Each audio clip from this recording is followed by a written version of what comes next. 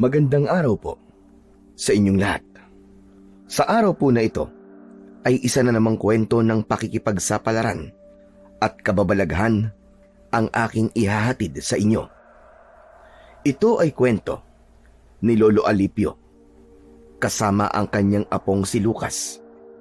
Nagtungo sila sa isang malayong bayan ng San Dionisio upang bisitahin ni Lolo Alipio ang kanyang pinsan na isang pare. Subalit nang dumating sila sa lugar na yon, ay abandonado na ang simbahan. Pinabayaan na ito at tinubuan na ng mga damo. Wala na rin ang paring pinsan ni Lolo Alipio na si Padre Ignacio. Kanyang nalaman na patay na ito, subalit hindi malinaw ang dahilan ng kamatayan. Hanggang sa kanyang nalaman ang dahilan, kaya pinili niya na mamalagi na lamang sa lugar na yon para bigyan ng katarungan ang pagkamatay ng kanyang pinsan. Ang kamatayan ng pinsan ay may kinalaman sa mga kampon ng kadiliman at mga aswang na namahay sa San Dionisio. Doon ay nagamit ni Lolo Alipio ang kanyang pagiging manunugis, isang dahilan kung bakit siya napadpad sa lugar na yon. Ngunit paano ipagtatanggol ni Lolo Alipio ang mga taga San Dionisio at makamtan kaya niya ang inaasam na katarungan para sa kanyang pinsan? Ano ang kanyang madidiskubre dahil sa mga lindol na naganap sa lugar na yon na lumikha ng pagbitak ng mga lupa? Malalaman natin ang mga kasagutan sa kabuuan ng kwentong inyong mapapakinggan. Ngunit bago ang lahat, mga idol, huwag po nating kalimutang mag-subscribe, mag-like at i-hit ang notification bell sa aking mga YouTube channel na The Voice Addict at Apong Isaak para sa mas marami pang makapigil hininga na kwentong aswang at katatakutan mula sa mundo ng kababalaghan. Umpisahan na po natin ang kwento. Sigurado po ba kayo, Lolo Alipio? Dito na po ba yun? Oo, Lucas. Sigurado ako dahil minsan na akong nakapunta rito. Kailan po yun, Lolo Alipio? Abay, siguro mahigit 10 taon nang nakakalipas. May katagalan na rin, Apo. Naku po, hindi pa ako pinapanganak nun ah. Ang tagal na po pala. Tama ka. Matagal-tagal na nga talaga yun. Pero hindi ako maaaring magkamali dahil natatandaan ko itong simbahan. Tapos yung malaking puno na narito sa bakuran. Diyan ako nagpapalipas ng oras. Halos 1 linggo rin akong tumigil dito noon. Pero marami na pong nangyari, Lolo Alipio. Matagal na po yun eh. Saka tignan niyo po. Mukhang matagal na rin pong hindi ginagamit itong simbahan. Kinapitan na po ng mga gumagapang na damo at santambak po ang mga tuyong dahon na nagkalat. Tignan niyo po oh. Yun nga ang ipinagtataka ko. Mukhang matagal nang hindi ginagamit itong simbahan. Pinaglipasan na ng panahon. Oo nga po eh. Ibig sabihin po, wala pong tao dyan sa loob ng simbahan. Alamin natin, Lucas. Dito tayo dumaan sa gilid ng simbahan. Ang natatandaan ko may daan dito sa likuran. Papasok sa loob.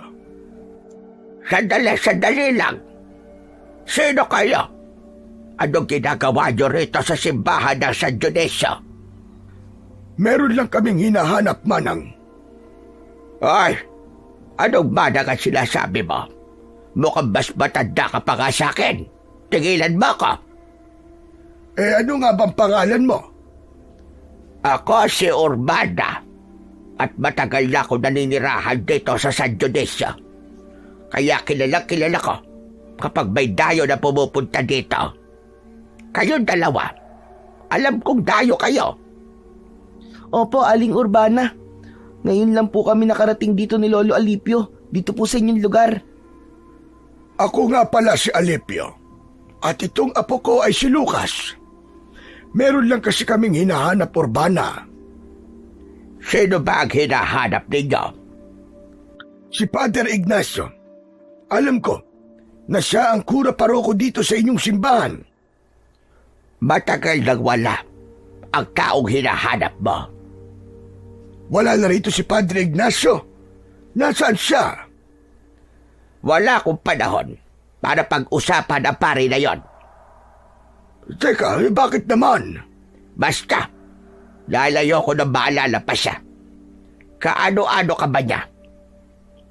Pinsang buo ko siya. Nagpunta ko rito para sana bisitahin siya. Pero wala na pala siya rito. Paano po yan, Lolo Alipio?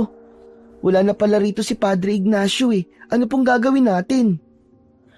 Ay, hindi ko rin alam, Apo. Kayo dalawa, mabuti pa siguro bumalik na kayo sa pinanggalingan ninyo.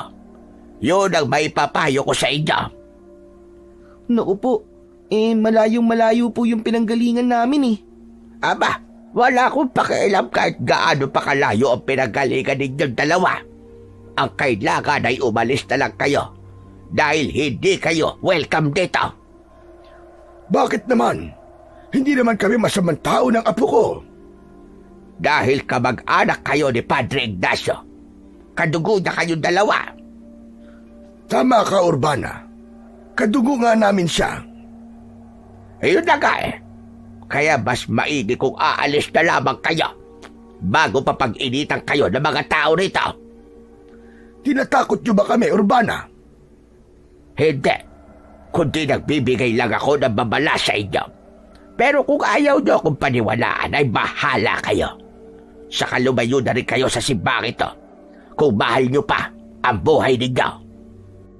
Umabot din ng 1.5 araw ang naging paglalakbay namin ng apo kong si Lucas para lang makita at makarating sa bayan ng San Dionisio. Dahil nga may 10 taon o 1 dekada na ang nakakalipas mula nang una akong makapunta sa lugar na yon. Kaya naman, naging mahirap para sa akin ang pagbalik. Maigi na lamang at natatandaan ko pa rin ang itsura ng simbahan. Subalit laking pagtataka ko na tila ba pinabayaan na ang simbahan ng San Dionisio. Hindi rin ako makapaniwala sa sinabi ng matandang babaeng may kasungitan at nagpakilalang si Urbana. Ayon sa kanya, ay matagal nang wala roon ang aking pinsan na si Padre Ignacio. Hindi naman masabi ng babaeng aming nakausap kung ano ba talaga ang nangyari. Bakit wala na siya roon at kung nasaan na siya. Tila ba may mga bagay itong ayaw niyang pag-usapan. Ang ibig mangyari ni Urbana ay bumalik na lamang daw kami kung saan kami nanggaling. Subalit, hindi na namin maaaring gawin yon ng apo kong si Lucas.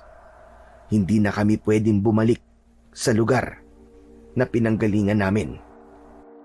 Kaya nga kami umalis sa pinagmulan naming lugar ay para tuluyan ng iwan yon at hindi na bumalik pa. Hinanap ko ang kamag-anak kong si Padre Ignacio upang humingi ng tulong sa kanya at nang meron din kaming matutuluyan ni Lucas.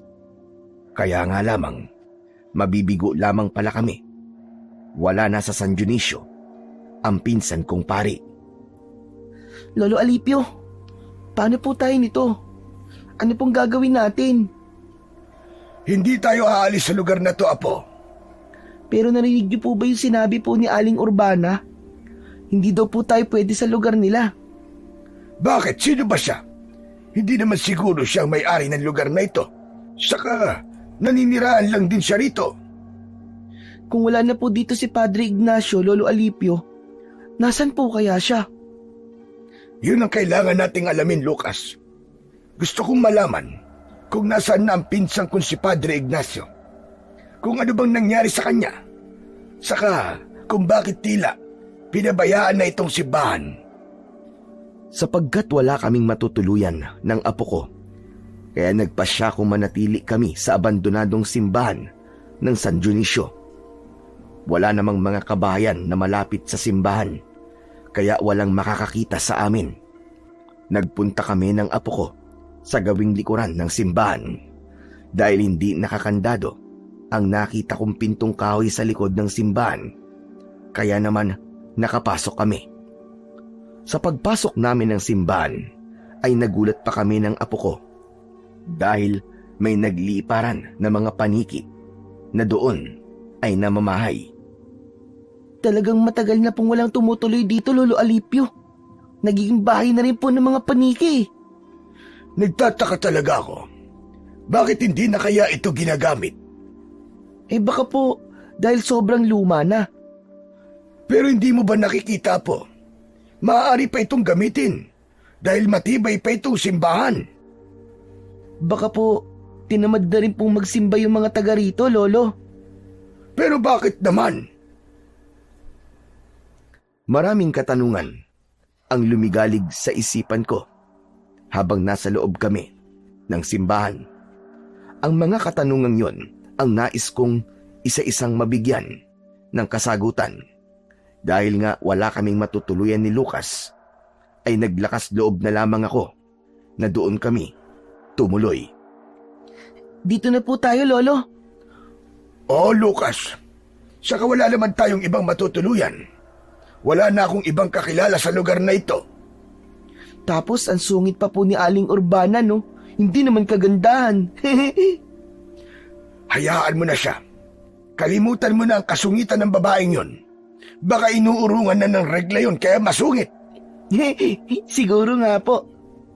Lolo, nagugutom na po ako. May tira pang pagkain at tubig sa dala nating bag. Yun na lang muna ang kakainin natin ngayong gabi. Bukas susubukan kong tignan ng mga gamit dito sa kusina ng lumang simbahan. Baka mamaya may mga gamit panluto na maaaring mapakinabangan natin. Sabi ko nga sa iyo, Apo, ilang linggo din akong tumuloy dito. Nung kura paroko pa dito, ang pinsan kong pare. Upang mapawi ang nararamdaman naming gutom ni Lucas, ay pinaghatian namin ang natitirang tinapay at tubig. Ang kailangan lang naman ay may laman ang aming tiyan bago kami magpahinga ng gabing yon. May nakita kong ilang piraso ng kandila, kaya yon ang ginamit ko para maging tanglaw namin ng gabing yon. Pinatay ko na lamang ang sindi ng kandila bago kami natulog.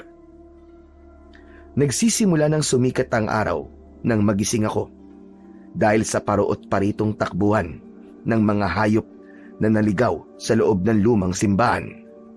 May pusa at bubwit na naghahabulan. Ang iba ay dumaan pa sa aking paanan, kaya ako nagising. Samantalang ang apo kong si Lucas ay tila walang pakiramdam kahit may mga bubwit na tila nagpapatintero sa kanyang paanan. May naulinagan akong tila may nag-uusap sa labas, kaya tumayo ako para silipin kung sino ang mga yon. Magkukubli pa sana ako, kaya lamang ay nakita na nila ako. Nagbalik pala roon ang babaeng mataray na si Aling Urbana. May kasama siyang lalaki na mas bata ang edad kaysa sa akin. Nasa edad 65 na ako. Ang lalaking kasama naman ni Urbana ay sa tingin ko ay nasa edad 50 pa lamang. Dahil nakita na ako ni Urbana, ay hindi na ako nakapagtago pa. Wari naiinis itong sumugod sa akin at nakasunod sa kanya ang lalaki niyang kasama. Tignan mo ka naman. Ang tigas din ang ulo mo, no, Albino? Sinong Albino sinasabi mo? Abay ikaw, hindi ba Albino ang pangalan mo? Alipio ang pangalan ko, Urbana, hindi Albino. Pasensya na. Nakalimutan ko. Saka magkatunog naman marami kasi akong iniisip. Pero teka lang. Ano pa ba ang ginagawa nyo rito? Nasaan ang apo mo? Natutulog pa siya. Nakita mo na. Ginawa nyo ng panuluyan itong simbahan. Wala kasi kaming ibang matutulugan. Kaya dito na kami nagpalipas ng gabi. Sino ba nagbigay sa inyo ng pahintulot para matulog dito sa simbahan? Wala, di ba? Matigas din ang ulo mo, ano? Sinabihan na kita kahapon na umuwi na lang kayo kung saan man kayo galing. Sandali. Makikialam na ako. Urbana, ano bang ikinagagalit mo sa kanila? Hindi mo ba nakikita, Kapitan Simo? Basta na lang silang tumuloy dyan sa loob ng lumang simbahan at ginawa pang tulugan nang wala namang nagbibigay sa kanila ng permiso. Ano naman? Nakitulog lang naman sila. Saka wala naman silang naaabala sa loob ng simbahan. Matagal nang walang tumutuloy dyan. Inabando na nga ito, hindi ba? Hindi na rin ginagamit para sa pagsisimba. Kaya nga sayang. Kahit na ba, mali pa rin na basta silang papasok yan sa loob at ginawa pang tulugan. Baka babaya masamang tao pa ang Alipio na yan kung anong gawin dito sa lugar natin. Mukha namang hindi siya masamang tao. Saka Kapitan, kahapon po ay nakausap ko na rin si Urbana. Nasabi ko po sa kanya na kaya po ako nandito ay dahil meron po akong hinahanap. Ipinagpatuloy ko ang aking pagpapaliwanag kay Kapitan Simo. Wala kasi siyang nalalaman dahil hindi naman yun sinabi ni Urbana. Kaya sinabi ko sa Kapitan ang dapat niyang malaman kung bakit kami napadpad ng apo ko sa lugar na yon. Yun naman pala hinahanap ni Mang Alipio ang pinsan niyang si Padre Ignacio. Kaya nga lamang ay wala na pala siya rito, Kapitan Simo. Oo, Mang Alipio. Matagal na rin wala siya rito. Wala ho kasing nakarating sa akin na hindi na pala siya dito nakadestino. Ibig mo sabihin hindi nakarating sa inyo. Napatay na si Padre Ignacio? Ano kanyo, Kapitan? Patay na siya? Oo. At mismo sa loob ng opisina niya dito sa simbahan, natagpuan patay si Padre Ignacio. Anong ibig mo sabihin, Kapitan Simo? Anong ikinamatay ng pinsang kumpare? Yan ang hindi pa rin malinaw sa mga taga rito. Anong ibig niyo sabihin? Isang misteryo ang pagkamatay niya, ganun ba? Ang sabi lang, pinatay siya ng kampo ng dilim dahil na rin sa kanyang malaking pagkakasala. Teka sandali, ano namang pagkakasala ang nagawa ng pinsang ko? Ayokong pag-usapan natin ang bagay na yan dahil kinikilabutan ako. Kapitan Simo, mauna na ako. Meron pa pala akong dapat pang gawin. Maiwan ko na kayo rito. Kapitan, hindi ko maintindihan ang sinasabi ni Urbana. May alam po ba kayo? Ang totoo, wala rin ako masasabi. At hindi ko rin alam ang buong detalye tungkol sa nangyari kay Padre Ignacio. Dahil wala ako dito noong mga panahong yun. Naroon ako sa Maynila at nagtatrabaho. Nabalitaan ko na lang na patay na si Padre Ignacio. Mula nung namatay siya, wala nang inihalili sa kanya. Hindi na nagpadala pa ng bagong kura paroko. Hanggang sa mapabayaan na rin itong simbahan. Umiiwas na rin ang mga taga rito na magtungo rito para magdasal. Pero bakit naman? Dahil ginawa raw na pugad ng masasama ang simbahan at kagagawan daw yon ni Padre Ignacio. Hanggang doon lang ang alam ko, pero hindi malinaw sa akin ang buong detalye. Lalo ako naguguluhan sa mga sinabi niyo sa akin, Kapitan Simo. Kaya nga sa palagay ko ay tama lang na napadpad ka rito sa San Dionisio dahil ikaw mismo makakatuklas ng totoong nangyari. Yun talaga ang gagawin ko, Kapitan Simo. Pero may pakiusap sana ako sa inyo. Ano ho yun, Mang Alipio? Wala kasi kaming matutuluyan ng apo ko habang nandito kami. Maaari bang dito na kami tumuloy sa simbahan? Total hindi naman na ito ginagamit. At bilang ganti ko sa pagpapatuloy niyo sa amin dito, sisikapin kong linisin ang simbahan na ito. Aba, magandang suggestion yan, Mang Alipio. Ang totoo, dapat talagang nililinisan itong simbahan dahil lalo lang kinatatakutan dahil sa dami ng mga halamang gumagapang na lalo lang nakakasira sa itsura ng simbahan. Huwag kayong mag-alala, Kapitan. Ako na hong bahala. sisikapin kong linisin ang simbahan habang nakatira kami dito. Dahil madali kausap si Kapitan Simok, kaya pumayag siya sa aking naging mungkahi. Hindi ko naman siya bibiguin at tutuparin ko ang aking ipinangako sa kanya. Ang nais ko'y manatili pa sa lugar na yon. Ibig kong malaman ang katotohanan tungkol sa tunay na nangyari sa aking pinsang pare. Paanong tila galit sa kanya ang mga tao roon base sa naging reaksyon ni Urbana. Buti po pumayag po yung kapitan. Nandito po tayo tumira, Lolo Alipio. Oo, Apo. Pero ang kailangan lang nating gawin ay linisan itong simbahan. Kaya kailangan tulungan mo ako, ha? Pero ang dami-dami pong lilinisin dito, Lolo Alipio. Siyempre, pakunti-kunti ang gagawin natin paglilinis. Dahil hindi naman natin makakayang linisan kagad ito ng ganung kabilis. Sige po, tutulong po ako, Lolo. Ayos. Pati paggawa ng mga ibebenta nating gamot mula sa ugat at dahon ng halaman ay dapat tulungan mo rin ako, ha? Para meron tayong pagkakitaan. Kasi kailangan natin yon para meron tayong pambili ng pagkain natin. Okay po, Lolo. Lolo Alipio, hanggang kailan po ba tayo dito? Hindi ko rin alam, Apo. Sa palagay ko matatagalan tayo dahil meron akong dapat ayusin at tiyakin. Kaya lang po, Lolo Alipio, nakakalungkot po na wala po dito si Padre Ignacio. Akala ko pa naman magkikita kami. Patay na po pala siya. Yun nga ang kanilang sinabi. Kaya nga kailangan pumirmi muna tayo dito para malaman ko kung ano ba ang totoong sinapit ni Padre Ignacio. Sapagkat ipinangako ko ang paglilinis ng simbahan, kaya sadyang naglaan kami ng oras ng apo ko upang maglinis doon. Una naming nilinisan ang loob ng simbahan, lalo na ang lugar na malapit sa tanggapan at kusina kung saan kami tumutuloy. Inunti-unti rin namin ang paglilinis sa labas. Inalis at binunot ang mga tumutubong damo upang maging maaliwalas ang bakuran nito.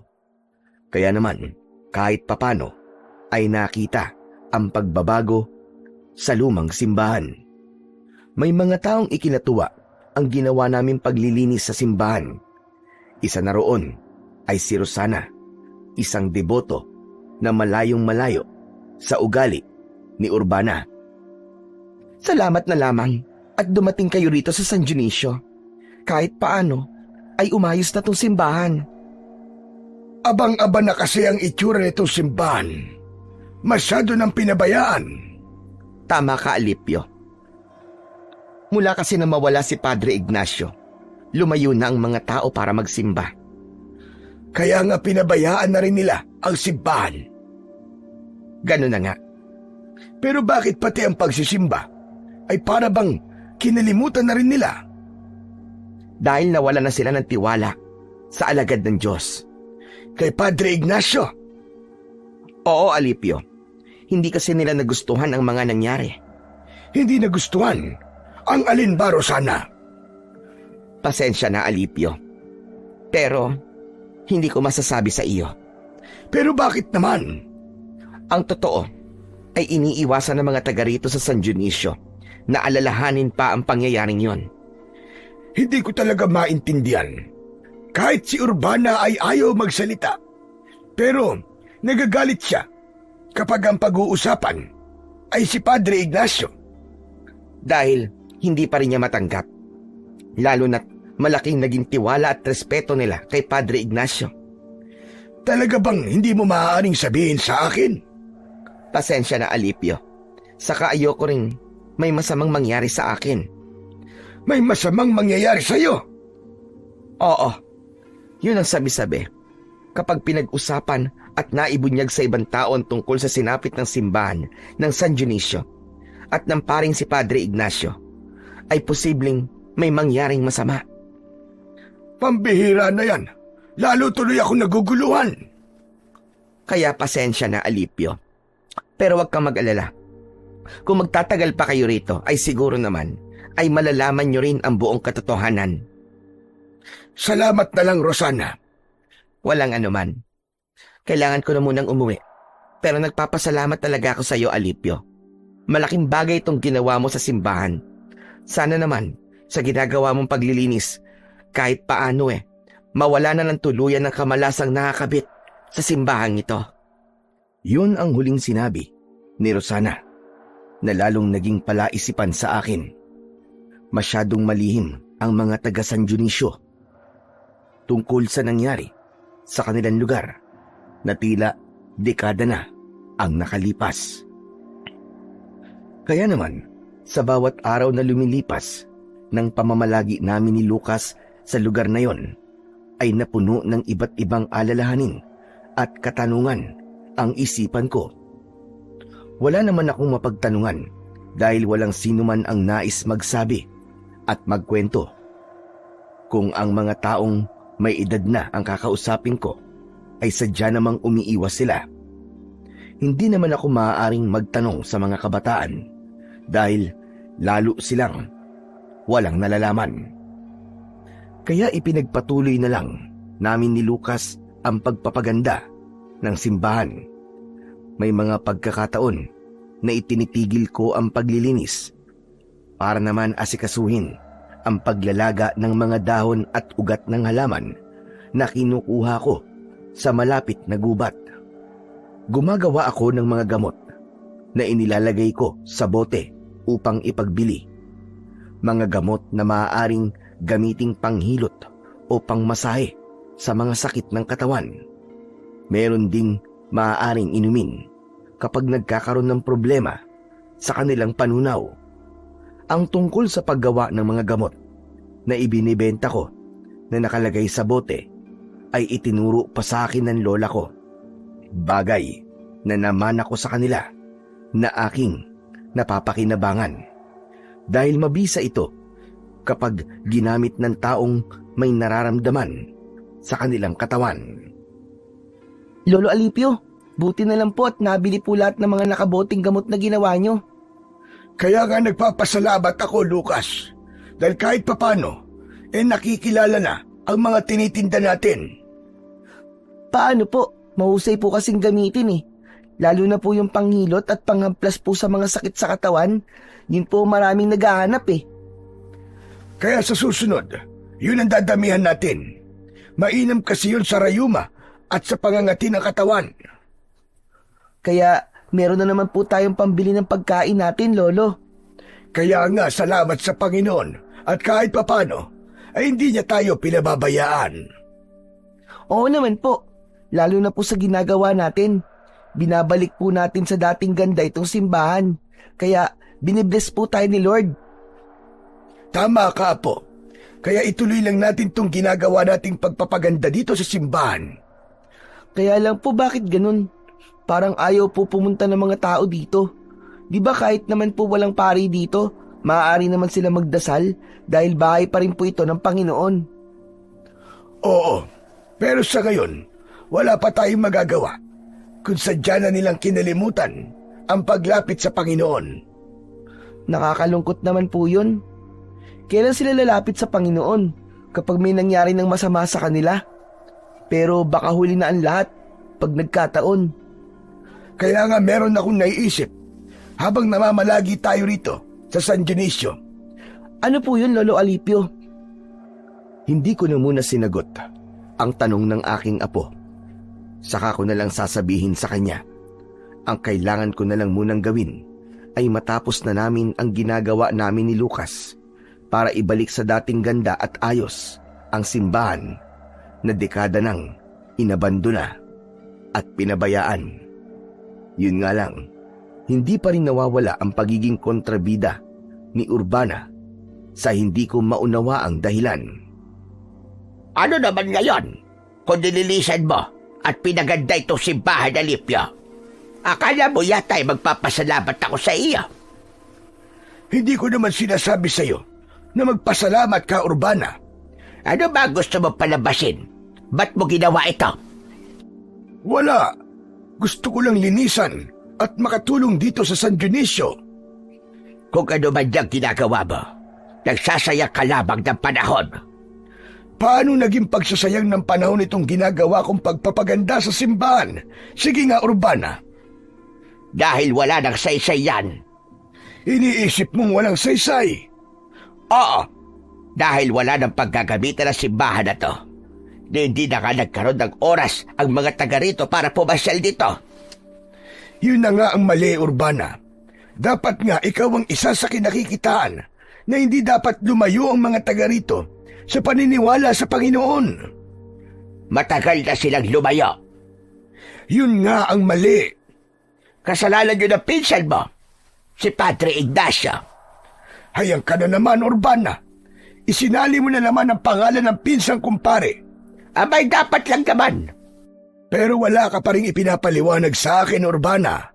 Hanggang ngayon ay pinag-iisip mo ko kung ano ba talaga ang dahilan. Wala na saysay para malaman mo pa. Dahil hindi na maibabalik ang mga nangyaring kamalasan. Yun nga ang gusto kong malaman, Urbana. Anong kamalasan ba sinasabi mo? Anong naging kasalanan ni Padre Ignacio? Kahit ulit-ulitin ko, ang pagtatanong at pamimilit ay sadyang nakasara ang bibig ni Urbana para sabihin sa akin ang dahilan. Tila ba isang lihim yun na ayaw nilang mabuksan pa. Bagamat patuloy akong umaasa na darating din ang tamang panahon para sa kwentong yun na pilit nilang itinatago sa akin. Ilang buwan na rin ang pamamalagi namin ni Lucas sa San Dionisio. Hindi na rin nila pinakikialaman ang pananatili namin sa simbahan dahil nakita nila na wala kaming masamang intensyon doon. Katunayan nga ay nilinis pa namin at inayos yun. Kaya lamang ng gabing yun na nagpapahinga na kami ng aking apo nang makarinig kami ng kakaibang ingay na tila may ungol na nagmumula sa ilang sulok ng simbahan. Noon ko lang yun narinig at maging si Lucas ay nagising na rin at narinig ang nakakakilabot na ungol. Lolo Alipio, ano po ba yun? Parang may ungol po at nahihirapan ah. Naririnig niyo po ba? Baka guni-guni mo lang yun, Apo. Hindi po. Dinig na dinig ko po eh. At parang nandito lang po sa loob ng simbahan. Huwag mo nalang pansinin, Lucas. Sige na, ituloy mo na lang ang pagtulog mo. Lolo Alipio, paano po ako makakatulog? Ang ingay-ingay po ng ungol. Saka parang nasasaktan po. Nahihirapan. Sabi ko naman sa'yo, ay huwag mo nalang pansinin. Sa kabila ng mga sinasabi ko sa aking apo na huwag dalang pansinin ang anumang naririnig niya, ay lalo namang nagiging malakas ang ingay na yon. Boses yon ng taong nasasaktan at nahihirapan. Kaya lamang, wala naman akong makitang anuman, kundi tinig lang yon na umaalingaw-ngaw sa loob ng simbahan. Lolo Alipio, natatakot po ako. May multo po yata dito sa simbahan eh. Pero bakit ngayon lang po? Nang dumating naman tayo dito, wala naman tayong naririnig at nararamdaman na ganyan. Hindi ko rin alam, Lucas. Lolo, umalis na lang kaya tayo dito. Ayoko na po rito, natatakot na po talaga ako eh. Pero Apo, wala tayong ibang mapupuntahan. Saka sabi ko nga sa'yo, hindi ba? Hindi pa tapos ang misyon ko rito. Di po ba wala na po rito si Padre Ignacio? Oo, kaya lamang ay meron pa akong kailangang malaman. Kasi naman Lolo Alipio, natatakot na po kasi ako dito eh. Baka mamaya kung ano pa pong mangyari sa atin. Hanggang kasama mo ko, Apo, Lucas. Walang masamang mangyayari sa'yo. Saka siyempre, hindi kita pababayaan. Pareho kaming nahirapang makatulog ng gabing yun dahil sa ungol at ingay na narinig namin ni Lucas. Mag-uumaga na kaming nakatulog dahil tumahimik din ang loob ng simbahan. Nawala ang daing at ungol na nagbigay sa amin ng kilabot. Hindi ko namalayan na kinabukasan ay maaga palang nagising ang apo ko. Hinayaan niya akong nagpatuloy sa aking pagtulog. Kaya lamang, nagulat ako at napabungkawas nang marinig ko ang malakas niyang sigaw. Hala, ang apo ko yun ah. Boses yun ni Lucas. May nangyari sa kanya. Nagmamadali akong bumangon sa pagkakahiga at pinuntahan si Lucas sa lugar kung saan ko narinig ang kanyang sigaw. Inabutan kong takot na takot ang itsura ng apo ko na nakasalampak at nakaupo sa isang sulok ng simbahan. Apo! Apo! Ano nangyari sa'yo? Bakit ka sumigaw? Halos hindi makapagsalita si Lucas. Sabay turo sa isang direksyon. Sinundan ko ng tingin ang direksyon na itinuro niya. Ako man ay totoong nagulat nang hilakbot ako at nakaramdam ng panghihina nang makita ko ang itinuro ng apo ko. Nagkalat ang sariwang dugo sa sahig ng simbahan. Diyos ko! Paano nagkaroon ng dugo riyan? At sariwa pa ang dugo? Lolo, kagabi po narinig po natin. Hindi po siya guni-guni. Mukhang totoo po. May totoong pinahirapan po dito. Imposible yun. Walang ibang tao rito kagabi. Pero bakit po may dugo, Lolo Alipio? At sariwang dugo pa po yan. Tignan niyo po. Oh. Hindi pa nga po natutuyo ang dugo eh. Baka may hayop lang na namatay dyan. Lolo, ano po ba nangyayari? Bakit po may ganyan? May pinatay po ba rito kagabi sa loob ng simbahan, Lolo? Sabihin niyo po. Gaya na sinabi ko sa'yo, wala naman tayong nakita, hindi ba? Pero Lolo, may narinig po tayo. Alam niyo po yun. Anong ibig sabihin po ng narinig natin? Hindi ko rin kayang ipaliwanag sa apo ko ang tungkol sa aming narinig ng nakalipas na gabi. Naguguluhan ang utak ko. Hindi ko rin maubos maisip kung ano ba talaga ang meron sa simbahan ng San Dionisio. Kaya pinuntahan ko si Kapitan Simo at sinabi ang tungkol sa nagkalat na dugo sa loob ng simbahan. Ngunit nang magbalik ako ng simbahan na kasama ang kapitan, tila napahiya ako. Ano ba dugo ang sinasabi mo, Mang Alipio? Walang dugo rito, kundi nagkalat na tubig lang. Pero imposible, Kapitan. Kanina po, kitang-kita namin ang apo ko. Sariwan dugo po ang nagkalat dyan. Baka po may problema lang kayo sa mata, Mang Alipio. Kaya ang tingin nyo sa nagkalat na tubig ay dugo. Kapitan, totoo po ang sinasabi ng lolo ko. Saka ako nga po ang unang nakakita sa dugo na yun eh. Maniwala po kayo. Pero wala naman. Paano ako maniniwala kung wala akong nakikitang dugo? Pero paano po kaya nangyari yun? Bakit bigla pong nawala yung dugo? Hindi kaya nananaginip ka lang nang makita mo yun. Hindi po.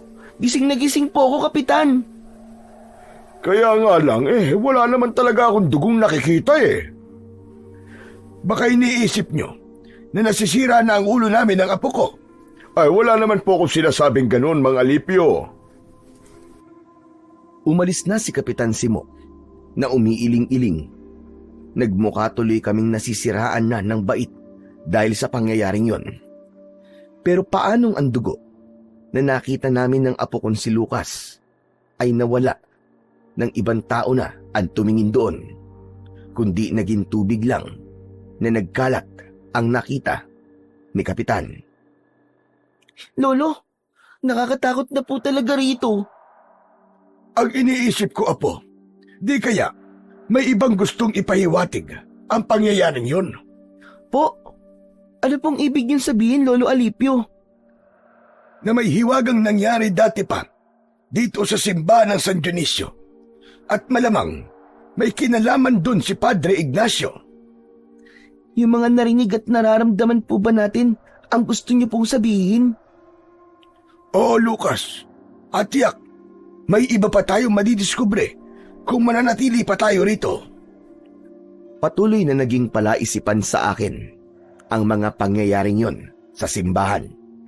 Kaya lalo lang akong nagkaroon ng interes para manatili pa sa San Dionisio kahit na nagpupumilit na ang apo ko na umalis na kami. Hanggang minsan isang tahimik na gabi ay may isa muling pangyayari ang hindi namin inaasahan. Naligalig at nagising kami ng biglang pagkalembang ng kampana sa gitna ng hating gabi. Lolo Alipio, pakinggan niyo po. Mabagin langit, paano tumunog ang kampana nitong simbahan? Lolo, may nagpaparamdam na naman po sa atin. Lolo Alipio, iba na po talaga to. Ang kampana naman ng simbahan ang pinakialaman. Bakit po tumunog yun? Sino po nagpatunog ng kampana? Aba, hindi ko rin alam. Wala namang ibang tao rito kundi tayo lang. Umabot ng halos kalahating minuto rin na tumunog ang kampana ng simbahan. Natitiyak kong nadinig din yun ng mga naninirahan sa San Dionisio. Posibleng ipinagtaka nila na nasa gitna ng hating gabi ay nambulao ang kampana. Dahil nga sa pagtunog na yun ng kampana ng simbahan, ay ginising kami ni Lucas ng ingay ni na Kapitan Simo at Urbana. Tila nagpupuyo sa galit ang matandang babae. Gusto akong awayin nang makita niya. Ano ba gusto mo magyari, ha, Alipio? Naparito ka ba para magulo dito sa San Dionisio? Nagawa mo pang patunugin ang kampana. Nananakot ka ba? Bakit naman ako mananakot, Urbana? Yung ginawa mong pagpapatunog sa kampana sa ganitong oras, nahihibang ka na ba? Bakit, Urbana? Ano bang meron kung hating gabi tumunog ang kampana ng simbahan? Hindi mainam na patunugin ng ganitong oras yan. Dahil ginagawa mong tawagin ang mga kampo ng dilim. Ano ka mo? Oo, yun ang ginawa mo. Tumawag ka ng mga katulad mong impakto at masamang espiritu. Siguro kaya ka nagpunta rito ay para magasik ng lagim, katulad ng pinsan mo. Anong sabi mo? Sandali. Aling Urbana, magulos dili ho kayo. Inaaway niyo na naman si Mang Alipio. Dahil hindi na maganda ang kanyang ginagawa. Pero makikisibad nga po muna ako sa inyo kahit bata pa po ako. Gusto ko po sumali sa inyong pinag-uusapan. Bakit? Ano ba sasabihin mo, ha? Ang bata-bata mo pero nakikialam ka na sa usapan na matatanda. Kaya nga po nagpaalam po ako, di ba po? Sige, Lucas. Ano ba sasabihin mo? Kapitan, hindi naman po si Lolo Alipio ang nagpatunog po ng kampana. Nako. Pwede ba, bata? Huwag mong pagtakpan ng lolo mo. Magsisinungaling ka pa talaga. Ang bata-bata mo pa, gagawa ka na kakanda kwenta. Hindi po ako nagsisinungaling, Aling Urbana.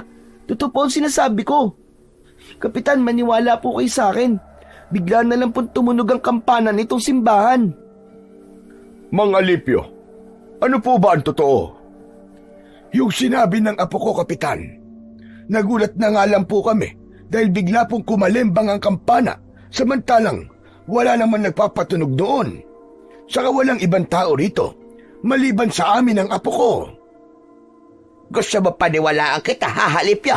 Hoy, huwag ka nang gumawa na kwenta. Maniwala po kayo sa lolo ko, Aling Urbana. Talaga pong bigla na lang pong tumunog ang kampana. Nako. Huwag niyo akong lokohin. Paano kung totoo sinasabi nila, Urbana? Dahil minsan na rin may naranasang kakaiba rito sa simbahan. Nang puntahan nila ako sa barangay, nakakita sila ng nagkalat na dugo. Pero nung pinuntahan ko, wala namang dugo akong nakita, kundi tubig lang. Nakita niyo, Kapitan? Talagang mapaggawa na kwento ang maglolong yan. Kaya nga dapat lamang na umalis na sila rito. Dahil nakikita kong gulo lang ang dala nila rito sa San Dionisio. Tama na ang trahedyang nangyari dito na hatid ng kamag-anak nilang pare. Huwag na sana maulit yan. Napatitig ako kay Urbana dahil sa kanyang mga sinabi. Ramdam ko na unti-unti ay malapit ko nang malaman ang totoong kwento sa sinapit ng pinsan ko at kung ano ang punot dulo ng galit nila kay Padre Ignacio. Dahil naging palaisipan at nagkaroon ako ng pagdududa kay Urbana, Kaya inalam ko kung saan ito nakatira at lihim akong nagmanman sa kanya. Nalaman ko na nag-iisa na lang pala siya sa buhay. Wala na siyang mga kamag-anak. Pagkatapos kong malaman ng tirahan niya, ay umalis na rin ako. Kaya sinabi ko sa sarili ko na babalikan ko siya. Nang sumapit ang gabi, ay sinabihan kong matulog ng maaga si Lucas. Pero marami siyang tanong. Bakit po ba gusto niyo pong matulog na po ako, Lolo Alipio? Kasi nga hindi maganda sa bata ang nagpupuyat. Di po ba kahit sa matanda, hindi rin naman po maganda ang nagpupuyat? Kaya matulog na rin po kayo. Diyos ki batang iriya. Ang dami pa sinasabi. Ikaw ang pinapatulog ko ng maaga. Bakit nga po? May pupuntahan po ba kayo? Wala. Saan naman ako pupunta gabi na? Kaya nga po, sabay na po tayong matulog. Wala akong nagawa, kundi sabayang mahiga ang apo ko. Pero sa isip ko, hindi ko kailangang antukin, kundi masisira ang aking mga plano. Kaya pinaglabanan ko ang antok hanggang sa makatulog na si Lucas.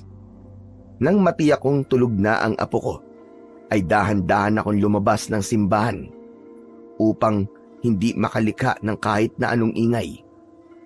Babalik ako sa bahay ni Urbana. Alam ko at nararamdaman kong meron akong matutuklasan mula sa kanya. Tahimik na tahimik ang daan patungo sa bahay ni Aling Urbana. May mangilan-ngilan na asong tumatahol sa akin habang naglalakad ako patungo sa bahay ng matandang masungit. Nang marating ko yun, ay nakita kong madilim ang loob ng bahay. Bagyan liwanag lamang ang makikita na tila galing sa isang liwanag ng gasera. Lumapit ako sa kanyang bahay na yari sa pawid at sa wali. Nahihiwagaan talaga ako sa babaeng ito. Masyado siyang masungit sa akin na hindi ko alam ang dahilan. Habang nag-aabang ako sa labas ng bahay, ay idinikit ko ang aking tenga sa dingding na yari sa sawali. Nakarinig ako ng tila dumadaing at alam kong boses yon ni Urbana. Hindi ko mawari kung ano bang nangyayari sa kanya, kung nahihirapan ba ito o may nararamdaman.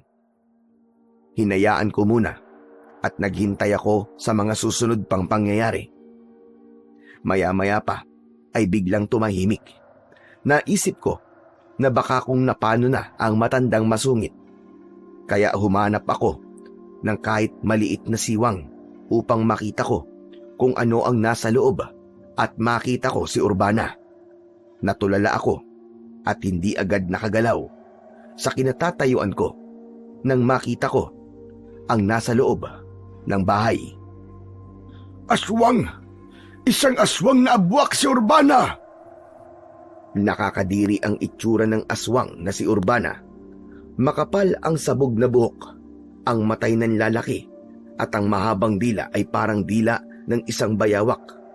Subalit mas mahaba ito. Nang makita ko ang nakakatakot na itsura ni Urbana, ay nagpalinga-linga siya. Tila nararamdaman niyang may ibang nilalang sa paligid niya. Kailangang hindi niya ako makita. Kaya pumasok ako sa ilalim ng kanyang kubo. Naalala ko, nadala ko nga pala ang karet na ginagamit ko sa pangunguha ng mga halamang gamot. Kailangan maging alerto ko. Kaya dapat maihanda ko itong karet kong dala. Isang maling galaw lang ng aswang na si Urbana. Siguradong malilintikan siya sa akin. Tatagpasin ko talaga ang leg niya. Subalit maya-maya pa ay nawala ang ingay na kanina lang ay aking narinig. Muli ay sumilip ako sa siwang sa dingding. Wala na akong nakitang anuman sa loob.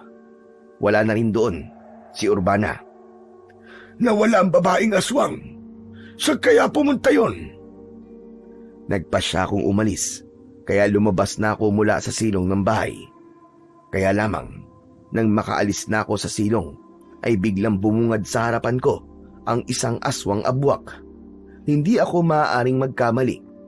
Siya, si Urbana, ang babaeng masungit at matabil ang dila. Gusto kong atakihin ng aswang. Nandidilat ang kanyang malaking mga mata at humahaba ang dila na tila gustong paabutin sa akin. Sige, pabain mo pa ang dila mo. Tsak putol yan. Sige, ilawit mo pa at paabutin sa akin para malaman mo ang pakiramdam ng aswang na naputulan ng dila. Sa talas nitong hawak kong karet, siguradong putol talaga ang dila mo. Sige, lumapit ka pa. Wari namang natakot ang aswang sa aking mga sinabi. Bigla nitong pinaikli ang kanyang mahabang dila. Subalit ang sama ng pagkakatingin niya sa akin. Alam kong may pinaplano ang aswang na nasa aking harapan. Kaya umayos ako ng aking posisyon. Inihanda ko ang sarili ko habang hawak ang matalas na karit. Hindi ako magkakamaling gamitin ang armas kong hawak sa oras na umatake ang kampon ng kadiliman. Pero nakikita ko na tila nag-aatubili siyang lapitan ako. Kaya naglakas loob naman akong sumugod papalapit sa kanya. Pero panay ang urong ng aswang abwak. Nakita ko na tila nagdadalawang isip ito. Kaya naglakas loob akong sugurin. Kaya lamang nabigo ako dahil biglang nagbago ang anyo ng aswang abwak. Naging malaking uwak ito at lumipad papalayo. Kinatakutan ako ng aswang. Pero tiyak, matatandaan niya na ako. Kaya delikado na ako sa kanya. Pero kahit kailan, hindi ako maaaring matakot sa aswang na yun. Lalo na ngayong kilala ko na kung sino siya. Mula nang madiskubre ko ang tungkol sa tunay na pagkatao ni Urbana, ay umiwas na siyang magpunta sa may simbahan. Malamang dahil nag-aalala siya na baka sinabi ko sa ibang tao ang kanyang lihim. Pero hindi yun ang plano ko. Gusto kong ako mismo ang tatapos sa kanya. Dahil may iba pa akong plano sa San Dionisio, kaya kinausap ko si Kapitan Simo at Rosana para tulungan ako. Teka, ano ba yung pinaplano mo, Mang Alipio? Dahil maayos na muli ang simbahan at nalinis na namin, kaya maaari na uli itong gamitin. Kaya lang, Mang Alipio, walang pari na maaaring manguna. Kung iniisip mo ay ibalik ang pagmimisa dito. Hindi lang naman sa pagmimisa maaaring gamitin itong lumang simbahan, hindi ba? Maaaring magpunta ang mga taga rito para dito sila magdasal. Dapat silang manalangin, humingi ng tawad at magpasalamat. Alam nating tahanan ng Diyos ang simbahang ito. May punto ko riyan, Mang Alipio. Kung sa bagay po ay tama kayo, Mang Alipio. Kaya hihikayatin natin ang mga taga rito na bumalik sa simbahan. Dito sila mag-alay ng kanilang mga dasal. Ganun na nga, Rosana. Kaya sa paraang yon, ay magbabalik loob sila sa kanilang pananampalataya sa Panginoong Diyos. Natutuwa ako sa naisip mong yan, Mang Alipio. Ang totoo, kailangan talaga ng mga taga rito na magbalik loob sa Panginoong Diyos. Lalo na sa panahon ngayon. Maraming hindi magagandang nangyayari. Lalong lulubha ang kasamaan kung tuluyang lalayo ang tao sa kanilang pananampalataya sa Panginoon. Huwag kayo mag-alala, Mang Alipio. Sasabihan ko rin sa mga taga rito ang maganda mong plano. Sana nga ay makumbinsi ko sila na bumalik dito sa simbahan para magbalik loob sa kanilang pananampalataya sa Panginoong Diyos. Kaya naman, ng mga sumunod na araw, ay may mangilan-ngilan na akong nakikita na nagpupunta sa simbahan. Nagsasagawa sila roon ng kanilang pagdarasal.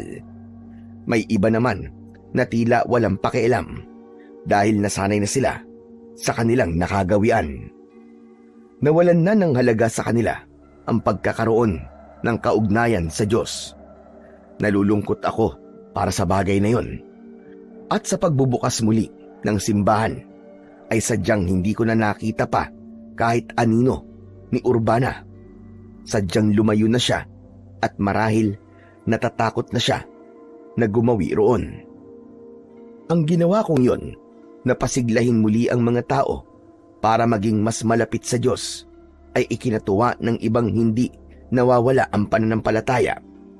Ang iba nga ay nagdadala pa ng pagkain at mga sariwang gulay at prutas para sa amin ng aking apo.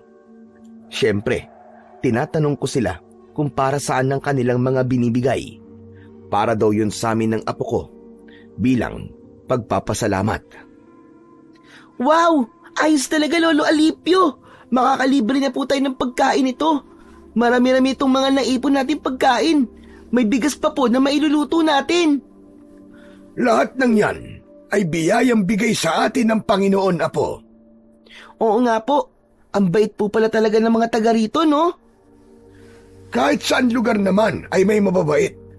Meron ding hindi kabaitan. Mga masasama po. Oo, kaya mapalad tayo na may mga taong handang magbahagi ng natatanggap nilang biyaya. Kasi po, natutuwa po sila sa ginawa nating paglilinis at pagpapaganda po dito sa simbahan. Tama ka, Apo. Kung hindi tayo nagtiyaga para linisan at ayusin ito, magmumukha pa rin nakakatakot ang simbahang ito. Marami pa rin ang lalayuan ito. Siya nga po pala, Lolo Alipio. Kanina po, may narinig po ako nag-uusap. Sabi, may masamang nilalang daw po na gumagala po dito sa San Dionisio. Anong klaseng masamang nilalang daw yon?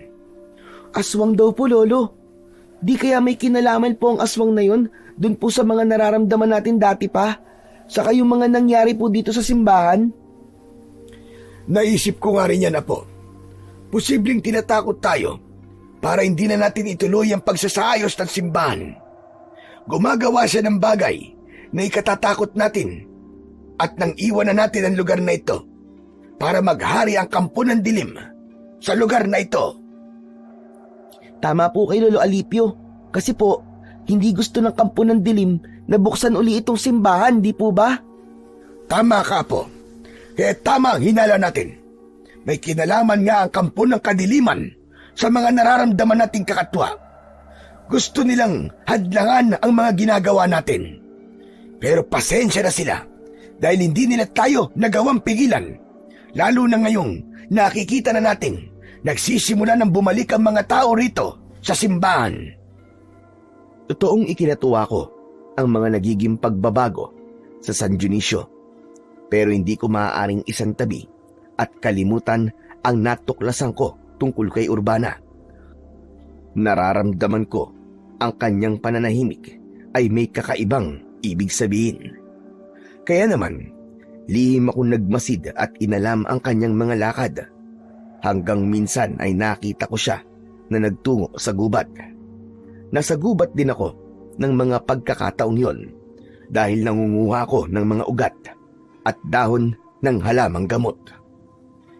Hindi ako maaaring magkamali. Si Urbana, siya ang natatanaw ko na yon. Nakatalukbong pa siya ng itim na tela. Palihim ko siyang sinundan. Kumuha ako ng sanga ng puno na may mga makakapal na dahon. Ito ang gagamitin kong kublihan. Habang lihim akong nakasunod kay Urbana. Hanggang sa nakita ko siya na tumigil sa harap ng isang yungib. Naghintay siya roon ng ilang minuto hanggang lumabas mula sa yungib ang isang lalaking hindi pa naman katandaan. Marahil ay nasa 50 ang edad ng lalaking yon.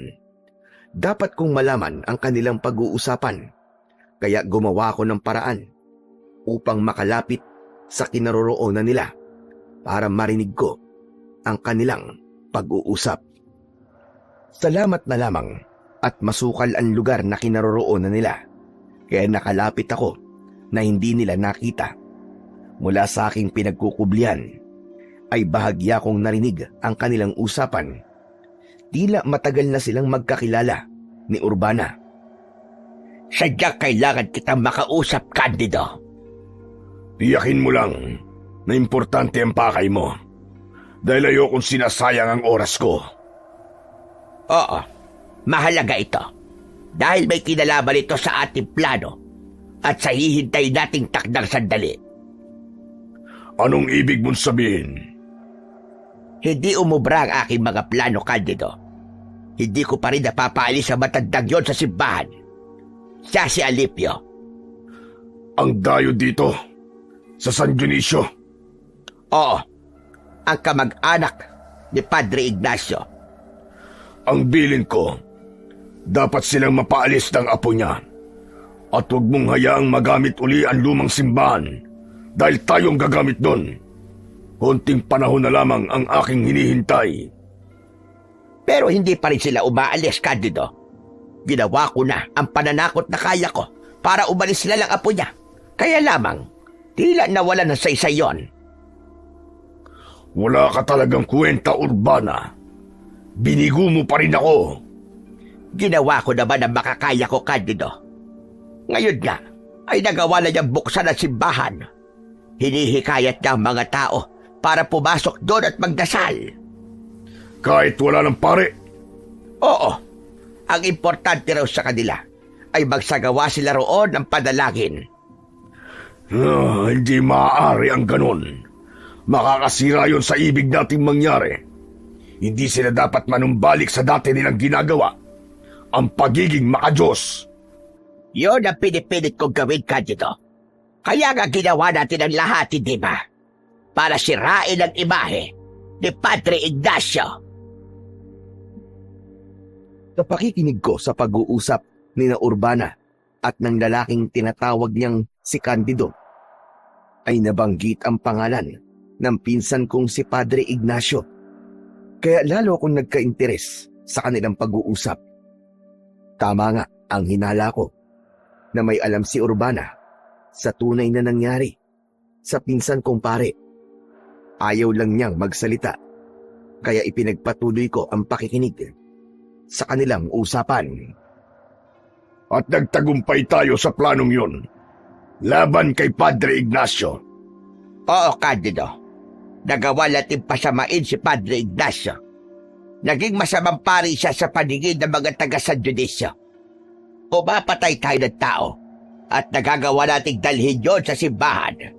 At pinalalabas nating siya ang may kagagawa ng pagpatay dahil nasasaniban ng masamang espiritu ang pari yon. Tama ka, Urbana. Napaniwala natin ang mga tao, lalo na ang mga deboto, na masamang pari pala si Padre Ignacio. Kaya nilayon na siya ng mga tao. Hindi na sila pumasok pa ng simbahan dahil sa takot na mapahamak sila. Hindi lang yun. Unti-unting nawala sa katinuan ng pare at siya mismo ang pumatay sa sarili niya sa pamamagitan ng pagbigti. Dahil sa ginawa natin, ay tuluyan lumayo sa simbahan ng mga tao at iniwan ang kanilang pananampalataya. Kaya mas malaya nating magagawa ang ating plano. Kaya lamang sa pagdating ng mga dayong yun, ay mukhang magkakaroon tayo ng problema. Kaya nga dapat natin gawin ay mawala siya sa landas natin, Candido. Sa'yo ko ibibigay ang trabahong yan, Urbana. At kailangan, magawa mo agad yan. Hindi pa rin ako makapaniwala sa aking mga narinig. Ngayon ko naintindihan ang lahat. Tama ang kutob ko na may kinalaman nga si Urbana sa nangyari kay Padre Ignacio. Namatay siya na hindi man lang nalaman ng mga tao ang katotohanan. Naikubli yun sa kanila, kaya inakala ng mga taga San Dionisio na masama si Padre Ignacio, na totoong naging kampon ito ng kadiliman. Gayong pinagtutulungan lang pala siyang pasamain ng katulad ni Urbana.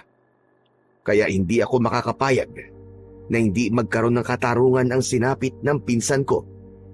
Ako ang gagawa ng paraan para ipaghiganti siya at lumabas ang buong katotohanan. Ang nais ko ay mabago ang paniniwala ng mga taga San Dionisio sa tunay na nangyari sa pinsan kong pare. Ibabalik ko ang kanyang dignidad na sinira at ang respeto na inalis sa kanya dahil sa kasamaan ni na Urbana. Nang makabalik ako ng simbahan, ay hindi maalis-alis sa akin ang mag-isip. Napansin ng apo ko ang aking pagiging balisa. Lolo Alipio, bakit po ba? May problema po ba kayo? Ay wala, Lucas. Saan po ba kayo galing, Lolo? Ilang oras po kayo nawala. Hindi ko alam po kung saan po kayo hahanapin eh. Meron lang akong importanteng bagay na ginawa, Apo. Ano po ba yun? Sa akin na lang yun. Hindi mo na kailangan malaman pa. Ano po ba talaga, Lolo? Ayaw niyo pong sabihin sa akin eh. Bakit po? Sekreto po ba yun? Parang ganun na nga. Kaya huwag ka na lamang mag-usisa. Huwag ka nang makulit. Lolo, sige na po. Ay, siya nga pala. May mga nagbigay na naman po ng prutas kanina. Kinain ko na po yung iba kasi po nagugutom na ako eh. Kailan ka ba hindi nagutom? Lagi ka namang gutom eh. Pero lo, ayos na po tayo dito. Kahit po magtagal pa tayo dito. Kasi ang dami po nagbibigay sa atin ng pagkain. Hindi po tayo magugutom. Kaya nga gagawin ko ang buong makakaya ko, Apo. Para maging maayos muli ang lugar na ito. At mailayo sa kasamaan ng kampon ng dilim. Po? Teka, Lolo Alipio, ano pong ibig niyo pong sabihin? Kailangan gawin nating ligtas ang San Dionisio sa pamiminsala ng mga masasamang nilalang. Nakita ko na napakunot na lamang ang noo ng aking apo. Hindi kasi niya ganap na maintindihan ang aking sinabi. Handa kong panindigan ang aking ipinangako sa sarili ko. Tutulong ako at gagawin ko ang makakaya ko para maibalik ang paniniwala ng mga taga San Dionisio sa dakilang lumika. Nararapat lamang na bumalik ang kanilang pananampalataya na sinira ni Urbana kasama ang lalaking si Candido. Sila ang may pakana ng lahat ng di magandang nangyari sa lugar na yon. Naging biktima rin ng kanilang kasamaan si Padre Ignacio. Nang mga sumunod na gabi ay wala na kaming naramdamang kakaiba ng aking apo sa simbahan. May palagay akong huminto na si Urbana na takutin kami at gumawa ng kung anong bagay na maaaring magtaboy sa amin upang iwan ang paninirahan sa simbahan. Dahil nga, may nabuo na akong desisyon. Kaya ng gabing yon, na matutulog na ang apo kong si Lucas, ay kinuha ko ang bag na bitbit ko nang magtungo kami sa lugar na yon. Isang bagay ang nakabalot ng tela na aking nilabas. Isang maliit yon na imahe ng Santo Niño na inukit sa isang kahoy na kung tawagin ay apitong. Madilim na kayumanggi ang kulay ng kahoy na ito. Pinaniniwalaan din na ang kahoy na apitong ay isang matigas at matibay na kahoy. Kaya pambihira ang katangian nito. Ang hawak kong maliit na imahe ng Santo Niño ay gawa sa ganitong uri ng kahoy na ayon pa sa aking ninuno ay may pambihirang kakayahan. Naaalala ko pa ang bilin sa akin ng ninuno ko na nagpasa sa akin ng munting imahe. Magagamit ko raw yun para protektahan ang sarili ko at gamitin yun para makatulong sa ibang tao na nasa panganib. Hanggang sa napatunayan ko ang hiwaga na meron ang munting imahe ng Santo Niño na gawa sa apitong dahil minsan ko na itong nasubukan. Nagkaroon ako ng kakayahan para harapin ng mga kampo ng dilim. Isa na nga nang minsang mapalaban ako sa mga aswang.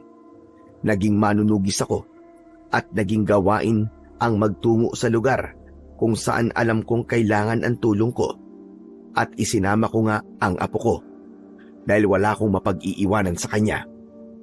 Hanggang sa nabalitaan ko nga ang aking pinsang pare na matagal ko nang hindi nakikita. Buong akala ko ay nawawala lamang siya, kaya bumalik ako sa San Dionisio at doon ko lang nalaman na patay na pala ito. Ngayong alam ko na ang punot dulo ng pagkawala niya, katarungan ang kailangan kong makuha para na rin sa kanyang katahimikan. Gagamitin ko ang aking pagiging manunugis para maghiganti. Bukod sa imahe na hawak ko, ay meron din akong isang maliit na kampilan. Isang uri ng patalim na gaya ng pagkakagawa ay katulad ng isang maliit na espada. Kasama itong ibinigay sa akin ng aking ninuno. Kauri ito ng mga kampilan na gamit ng mga dato sa tribo mula sa Mindanao. ito ang ginagamit ko. Dati pa, at ngayon ay gagamitin ko uli para harapin sina Urbana at Candido. Bago ako natulog ng gabing yon, ay buo na ang aking desisyon. Hindi ko inaasahan na sa pagtulog kong yon ay magkakaroon ako ng isang panaginip. Sa aking panaginip ay nakausap ko ang pinsan kong pari na si Ignacio. Umiiyak siya at nagmamakaawa. Isinalaysay niya sa akin ang kanyang masaklap na karanasan kung paano siya nilapastangan ng mga masasamang nilalang. Pari siya, subalit ng mga panahong yun ay mas naging malakas ang kapangyarihan ng kasamaan, kaya nagtagumpay ang mga ito. Sa pag-uusap namin sa aking panaginip, ay sinabi niyang lahat ng kasamaan ay may katapusan. Ako ang dapat tumapos sa kasamaan ni na Urbana, kaya ako napadpad sa lugar na yon sapagkat ako ang magliligtas sa mga taga San Dionisio para hindi sila tuluyang mapahamak at huwag tuluyang lumayo sa kanilang pananampalataya sa may kapal. Habol ko ang aking paghinga nang ako'y magising. Napanaginipan niyo po ba si Padre Ignacio, Lolo? Tama ka, Apo. Nag-usap kami. Marami kaming pinag-usapan. Baka po may gusto po siyang ipagawa sa inyo. Kaya niyo po siya napanaginipan, Lolo. Oo, Apo. At may pinapakiusap siya sa akin. Kaya hindi ko siya maaaring biguin. Dahil alam kong yun din ang magpapatahimik sa kanya. Mag-uumaga na ng mga sandaling yon, kaya hindi na kami nakatulog pa ng apo ko. Habang naghihintay kami ng liwanag, ay nagpakulo na ako ng tubig para magkape.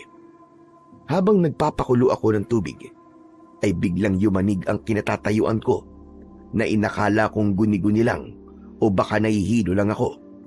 Subalit, mas lumakas pa ang pagyanig. Kaya isang bagay lang ang nasabi ko. Lindol!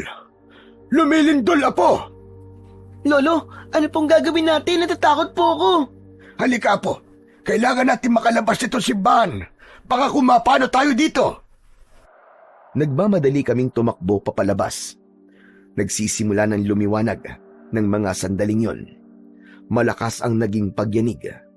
Umabot din ng ilang minuto ang malakas na lindol. Nang matapos yun, ay nakaramdam kami ng hilo. Hindi muna kami bumalik ng loob ng simbahan dahil sa takot na may kung anong napinsala sa estruktura at mabagsakan pa kami. Ngunit sa awa ng Diyos ay wala namang naging pinsala. Nang lumiwanag na ang buong San Dionisio, ay naging usap-usapan ang tungkol sa nangyaring lindol. Buong akala ko ay walang gaanong pinsala ang nangyaring pagyanig.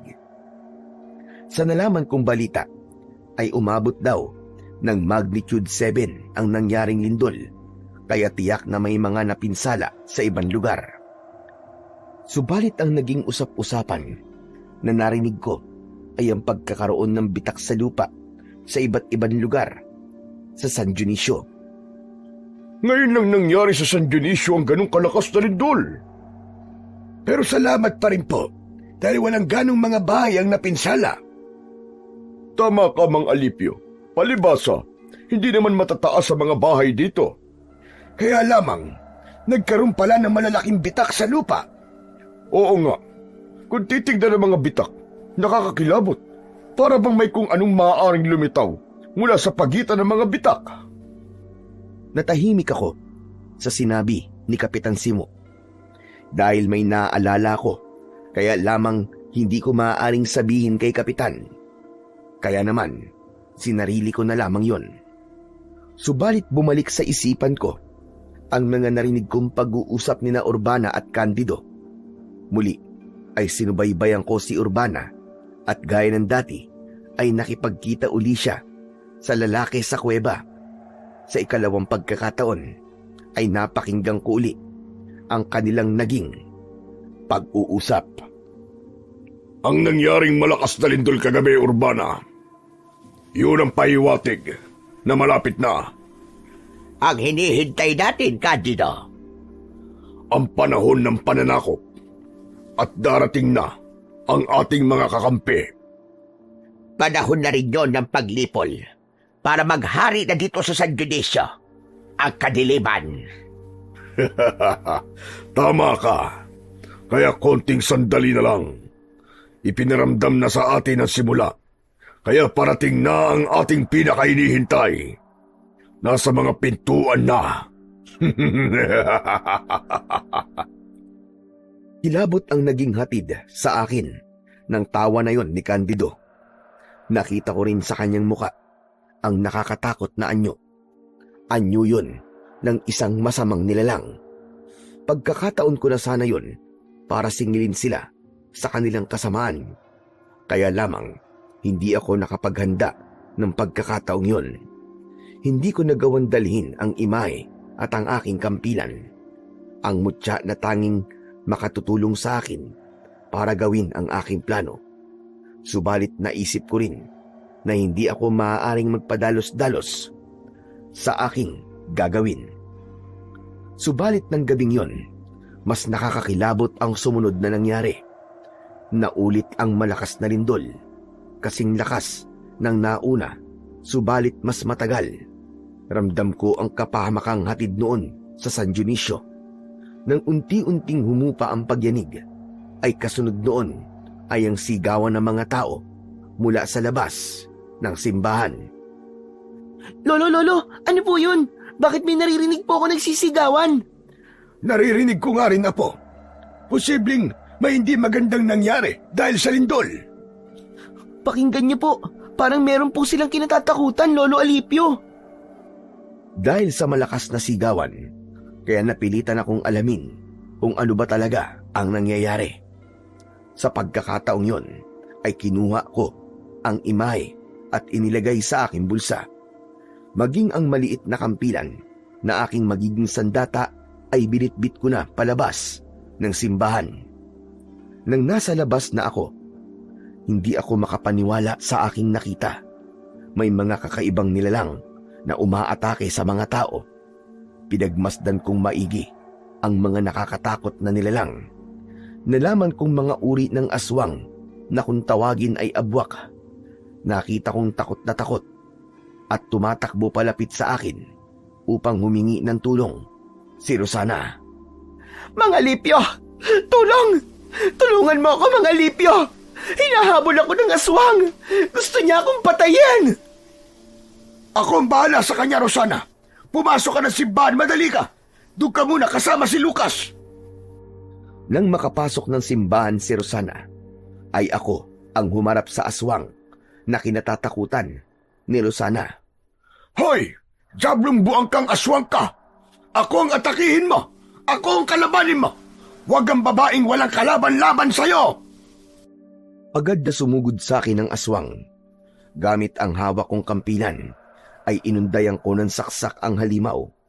Bumaon sa katawan niya ang armas na tangan ko. Kumikisay na bumulagta ito sa lupa. Saglit pa ay nawalan ito ng buhay. Buong akala ko ay wala na ang aswang na aking makakalaban ng gabing yon. Kaya lamang, mula sa nakabukan lupa, sanhi ng lindol, ay kitang-kita ko na may lumitaw na namang aswang. Hindi lang isa, kundi dalawa pa. Pambihira! Nanggagaling sa ilalim ng lupa ang mga aswang. Iniluwa ng lupa ang kampon ng kadiliman. Mas mabangis at mas nakakatakot ang mga aswang na nakita kong lumabas mula sa nakabukan lupa. Subalit hindi ako maaaring magpadaig sa kanila. Kaya hinarap ko ng buong tapang ang mga ito. Bawat atake ko sa kanila ay tinitiyak ko na masusugatan sila. Subalit sa bawat sugat na kanilang natatamo, ay lalo lamang silang nagiging mabangis na handang pumatay. Sige, sumugod kayo! Hindi ako natatakot sa inyo. Alam kong hindi ako pababayaan ng anting-anting na hawak ko. Dahil may tulong din ito mula sa kapangyarihan ng may kapal. Nagpatuloy sa pag-atake ang mga aswang. Dahil buo ang tiwala ko, nakakayanin ko sila. kaya hindi ako nabigo. Nagawa kong talunin ang mga ito. Nag-abang ako ng iba pang aswang na muling lilitaw sa pagitan ng mga bitak ng lupa. Subalit, wala na akong nakita. Isa lang ang alam kong dahilan bakit huminto sa paglitaw ang mga kampon ng dilim mula sa bitak ng lupa. Mag-uumaga na at napipigilan ng liwanag ng araw ang paglabas ng mga aswang. Kaya naman, nagbalik na muna ako sa loob ng simbahan. Nakita ko roon si Rosana na nasa mukha pa rin ang takot. Agad siyang lumapit sa akin at nagtanong, Mang Alipio, napatay niyo po ba? Oo, saka wala na ang aswang. Wala nang lumitaw pa. Nakakatakot pa rin. Dahil tiyak kong may darating pa rin, Mang Alipio. Lalo na't nakabuka pa ang lupa na pinagmumulan ng mga kampo ng kadiliman na yon. Nakita ko nga na galing sa nakabukan lupa ang aswang na nakaharap ko. Ano po? Galing po sa ilalim ng lupa ang aswang na nakaharap niyo, Lolo Alipio? Oo, Apo. Bumitak ang lupa dahil sa malakas na lindol. Talagang pinaparusahan ng may kapal ang San Dionisio dahil sa pagtalikod nila sa Panginoong Diyos. Pero may paraan para sana. Kung makakaalala ang mga taga rito para magbalik loob sa kanya. Kaya lang, Mang Alipio, hindi pa rin nanunumbalik ang kanilang pananampalataya. Kaya nga dapat ay makumbinsi natin sila na magbalik loob na sa may kapal. Isa pa malinaw na sa akin ang lahat. Alam ko na ang buong pangyayari sa masaklap na sinapit ni Padre Ignacio. Kung sino ang may pakananan lahat, kilala ko na siya at dapat singilin sa naging kamatayan ng pinsang ko. Si Urbana ho ba ang tinutukoy niyo? Alam mo, yan po ang kutob ko. At naririnig ko din na sinasabi ng iba. Kaya nga lamang walang makapagpatunay. Pero dahil sa sinabi mo, naniniwala na akong siya nga ang isa sa may kagagawa na. dahil narinig ko yun sa mismong bibig ni Urbana. Napakinggan ko ang pakikipag-usap niya sa isang lalaking may pangalang Candido. Kaya natitiyak kong maging si Urbana ay kampon na rin ng kadiliman.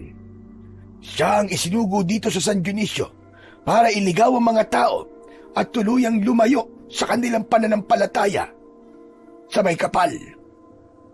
Nakita ko rin yan. Dahil siya rin ang nagpakalat na dapat lumayo dito sa simbahan dahil naging pugad daw ito ng kasamaan sapagkat masama raw si Padre Ignacio. Tama ang lahat ng sinabi mo.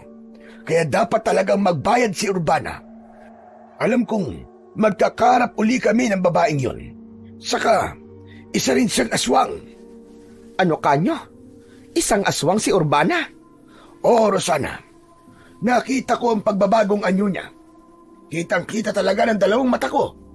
Kaya dapat mag-ingat sa kanyang mga taga rito. Hayaan niyo po. Sasabihin ko sa mga taga rito tungkol sa nalaman niyo. Pero posibleng hindi nila ako paniwalaan. Sasabihin ko pa rin sa kanila ang tungkol sa nataklusan mo sa pagkatao ni Urbana. Dahil nga sa aking naging karanasan ng gabing yon, ay kinausap ko si Kapitan Simo. Dapat na niyang malaman ang mga nangyari at paano makapaghahanda ang mga taga San Dionisio.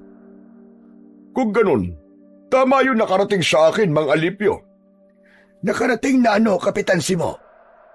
May mga nagsabi kasi sa akin na nakita nilang isang matanda na nakikipaglaban sa mga aswang na lumabas mula sa mga bitak ng lupa. Ikaw nga ang kanilang tinutukoy, Mang Alipio. Kailangan kong gawin yung Kapitan dahil maraming pwedeng mapahamak at maging biktima nila kapag walang humadlang sa kanilang pag-aasik ng lagim. Pero hindi ako makapaniwala na isang kagaya mo na may edad na ay may kakayahang gawin ang bagay na yun. Ginawa ko lang ang aking tungkulin, Kapitan. Tungkulin? Isa sa dahilan ng pagtungo ko rito sa San Dionisio ay para tugusin ang mga kampo ng kadiliman. Kung ganun, ikaw ang ipinadala sa aming lugar. Ipinadala ka ng tadhana upang huwag maghari dito ang kadiliman. Hindi ko rin papayagang mangyari yung Kapitan. Dahil naaawa rin ako sa inyong lugar. Marami na dito ang ganap ng nakalimot sa kanilang pananalig sa may kapal. Kundi, kinain na ng kasamaan ang kanilang puso't isipan. Dahil yung kay Aling Urbana, siya ang nagpakalat na wag nang magtungo sa simbahan dahil naging pugad na raw ito ng kasamaan sa pangunguna ni Padre Ignacio. Yun ang kanilang ipinagkakalat. Bagay na walang katotohanan, Kapitan Simo, sapagkat ang mga sinabi niya at ipinagkalat ay bahagi ng kanilang masamang plano. Ano ka mo, plano nila? Teka, may iba pang kasama si Aling Urbana? Oo, Kapitan. At ang nangyaring paglindol at pagbuka ng lupa, malamang kasama ito sa kanilang napagplanuhan. Kaya kailangan maging handa ang mga taga San Dionisio. Pagsapit ng dilim, ay hindi natin alam kung anong lagim ang maaaring mangyari. Kung ganun anong dapat naming gawin, Mang Alipio? Huwag lumabas ng bahay ang mga tao para hindi sila mapahamak. Gawin nila ang pagdarasal sa kanilang mga bahay. Yun ang dapat nilang gawin. Sige. Agad kong ipapaalam sa mga taga rito. Kung kailangan nilang lumabas, ay magdala sila ng asin o bawang na maaari nilang gamiting pangontra sa mga aswang. Pero sa kabila ng gagawing pag-iingat, isang bagay ang pinakamahalaga at huwag kalilimutan. Dahil pinakamalakas yung sandata. Yun ay ang panalangin nila sa may kapal. Matuto sila magbalik loob sa Panginoon at isuko ang lahat ng kanilang kasalanan. Alam kong sapat na ang mga sinabi ko kay Kapitan Simo para maintindihan niya ang ibig kong mangyari. Dahil kahit meron akong taglay na anting-anting para harapin ng mga aswang, ay hindi yun makakasapat kung walang suporta at tulong ng panalangin mula sa mga taga San Dionisio. Kaya nang maghapong lumipas, ay ikinagulat namin ni Lucas ang pagdating ng mga tao sa simbahan.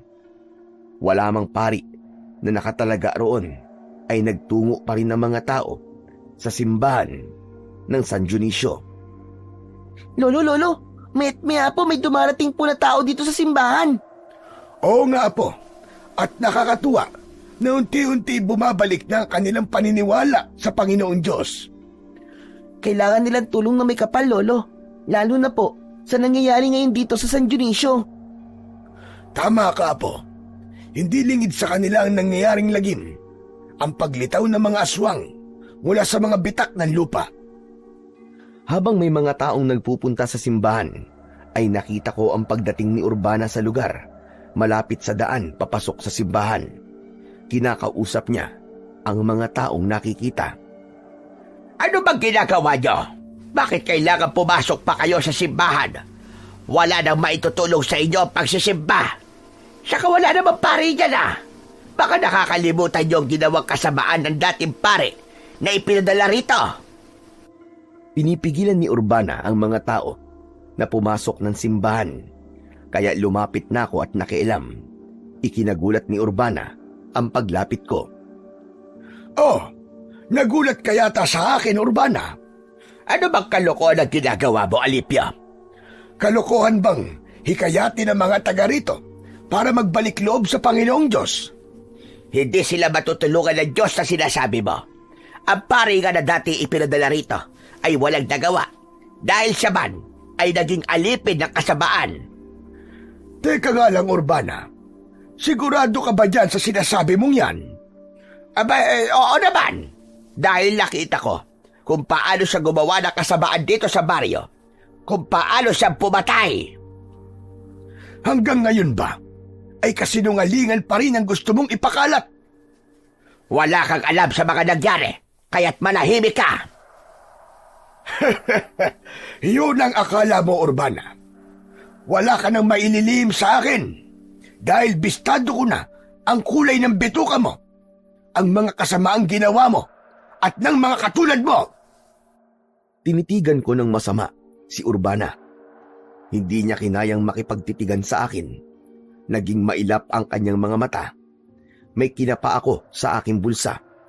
Ramdam ko ang kakaibang enerhiya na pumasok sa katawan ko ng mga sandaling yon nang mahawakan ko ang imahe ng Santo Niño na nasa aking bulsa.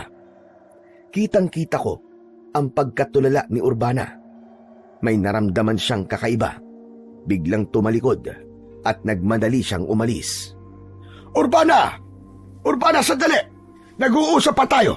Huwag ka munang umalis. Hindi niya na ako pinansin. Pero kitang-kita ko kanina ang kakaiba niyang reaksyon. Natakot siya. Lolo Alipio, ano po nangyari kay Aling Urbana? Ayun, biglang umalis. Natakot siguro. Duwag din pala siya eh. Teka lang. Ano palang ginagawa mo rito sa labas? Sinundan ko po kayo. Halika na sa loob ng simbahan. Malapit nang kumagat ang dilim. Mas ligtas ka po kung mamamalagi ka sa loob. Lolo, nandiyan naman po kayo eh. Alam ko po na hindi niyo po ako pababayaan. Dahil sa pangyayaring yon, alam kong muling makikipagkita si Urbana kay Candido. Natitiyak na nilang merong humahadlang sa kanilang plano. Nang muling sumapit ang dilim, ay nakita kong dumating sa may simbahan si Kapitan Simo. May kailangan po ba kayo sa akin, Kapitan? Nasabihan ko na at nakausap ko na mga taga San Dionisio. Gagawin po ba nila ang sinabi ko? Meron pumapayag na gawin, subalit meron din na tuluyan ng nawalan ng pananalig sa may kapal. Sila ang mga napaniwala ni Urbana. Hindi natin sila mapipilit. Kaya nga lamang, hindi yun makakabuti sa kanila. Maaaring kapahamakan ang idudulot nun sa kanilang buhay. Si Urbana, nakita ko kanina, nagpupuyo sa galit, may kasamang lalaki. Dahil bistado na ang kanilang masamang plano. Mang Alipio, ngayon pa lang ay nagpapasalamat na ako sa inyo. Kapitan, magsisimula pa lang ang pakikipagtuos ko. Alam ko, Mang Alipio, pero naniniwala ako at nararamdaman kong mapagtatagumpayan mo ang lahat. Nasa panig ka ng kabutihan at liwanag, kaya hindi kanya pababayaan.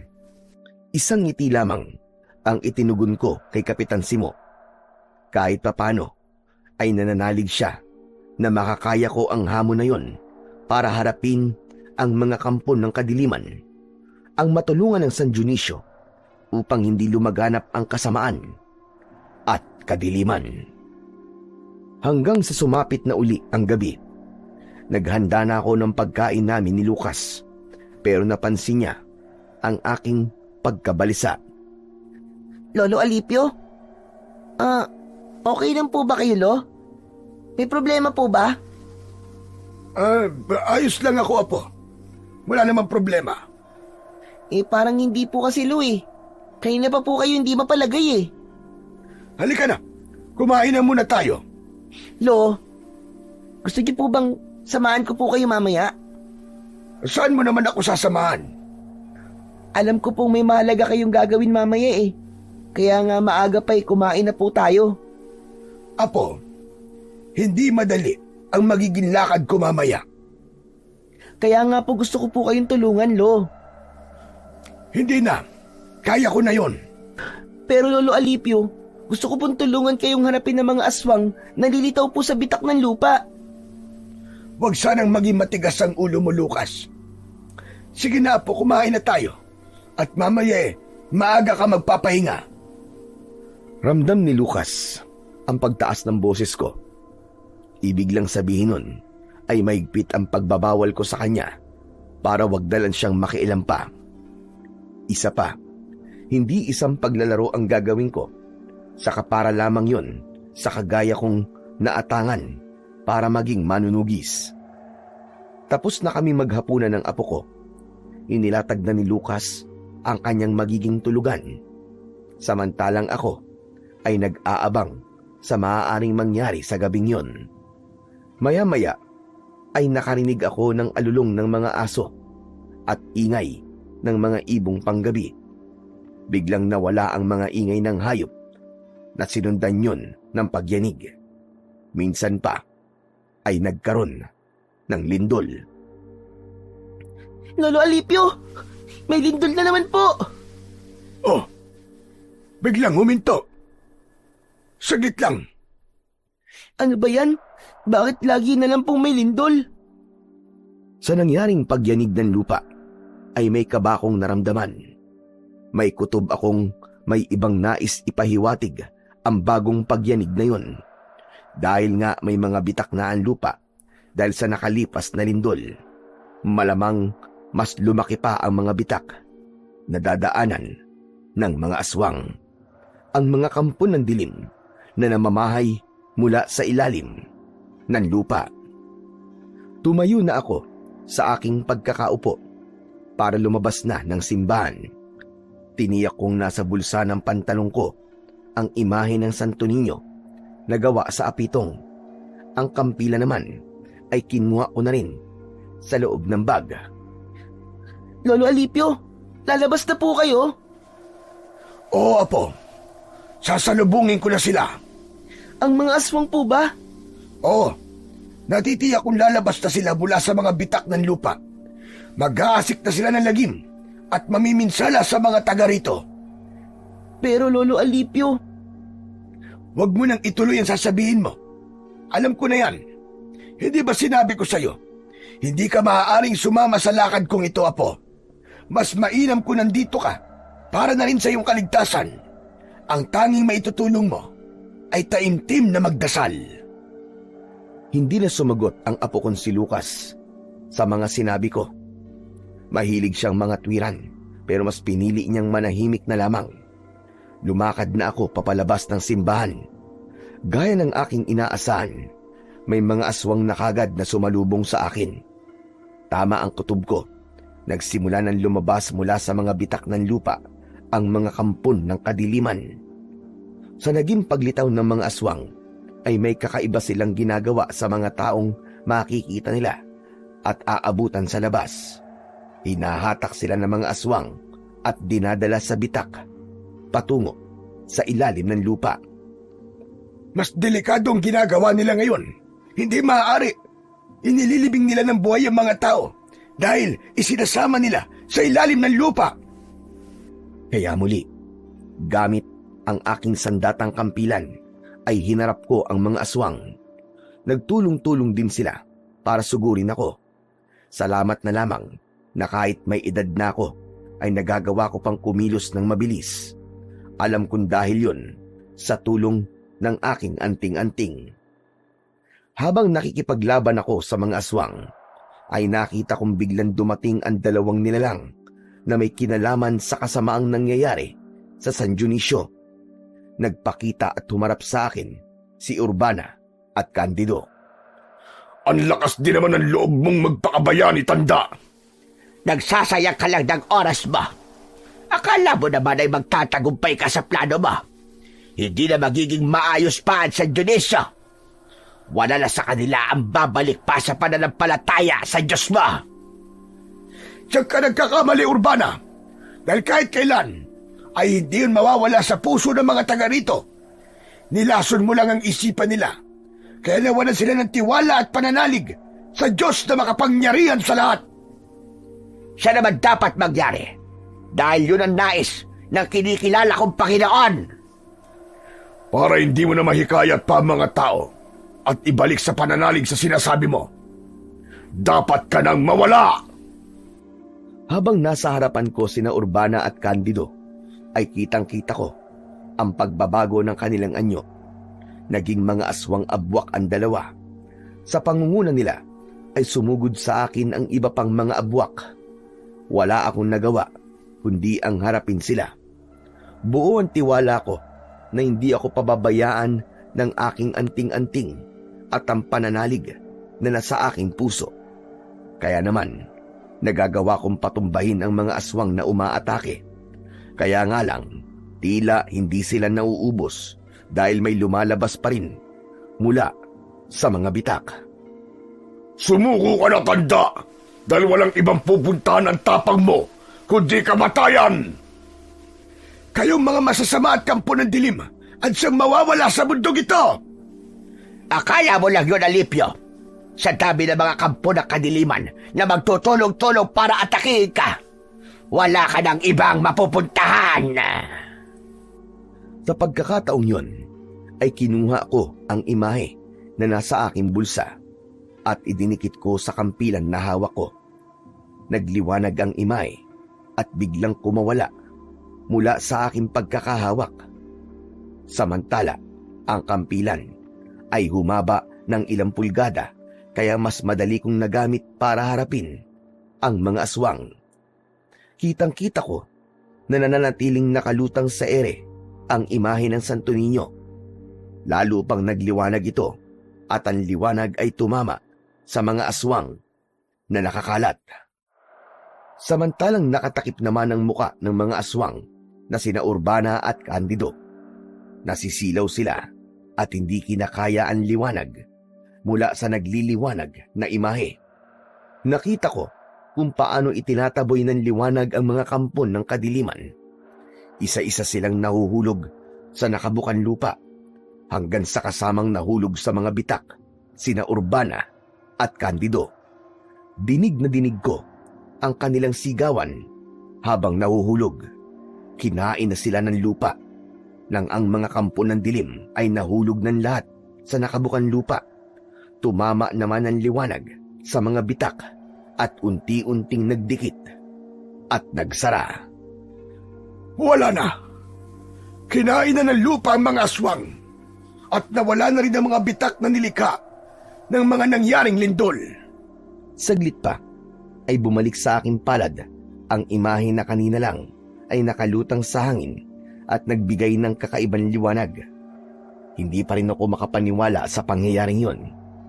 Habang nasa isipan ko ang pagtataka, ay narinig ko ang pagtawag sa akin ng apo ko na si Lucas. Lolo Alipio! Lolo Alipio, nagtagumpay po kayo! Ang galing nyo!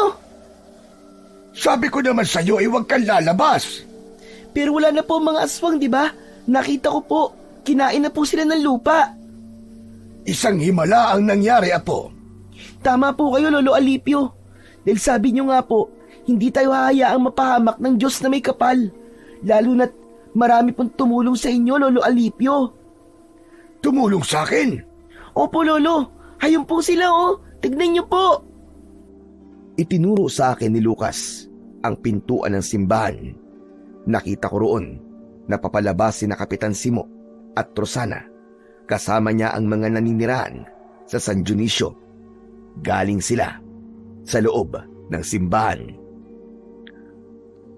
Nung lumabas po kayo kanina, Lolo, nakita ko naman po ang pagdating ng mga tao.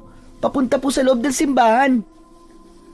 Gaya ng bilin mo, Mang Alipio, hinikayat ko mga tao para manalangin at manumbalik sa kanilang pananampalataya sa Diyos na may kapal.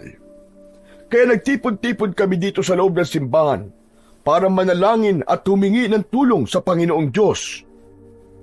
Habang papunta kami sa simbahan, ay walang aswang na umatake sa amin dahil may baon kaming mga pangontra. Hindi ako makapaniwala sa mga nangyari. Tama ang aking naging desisyon dahil muling nanariwa ang pananampalataya at natutong magbalik loob sa Diyos ang mga taga San Dionisio. Sapagkat yun lamang ang tanging sandata laban sa kasamaan. Walang hindi magagawa ang tunay na paniniwala at pananalig sa Diyos na lumikha. Yun ang naitulong ko sa mga taga San Dionisio, ang maibalik ang nawala nilang pananampalataya. Kasama na rin doon ang pagkakaroon ng katarungan sa naging kamatayan ng pinsan ko na si Padre Ignacio. Wala na rin ang mga nilalang na gumawa sa kanya ng masama at sumira ng kanyang pangalan. Muli ay matatahimik na ang San Dionisio. Totoong maraming mga tao ngayon ang nakakalimot na sa kanilang pananagutan sa Panginoong Diyos. Lumalamig na ang kanilang pananampalataya. Ito ang sanhi ng mga kalamidad at kaguluhang nangyayari sa atin. Subalit kung manunumbalik tayo sa ating pananalig, hindi liko o bulag ang ating Panginoon para hindi tayo tulungan at iligtas sa mga kasamaang nangyayari upang bigyan ng kapayapaan sa ating puso at isipan.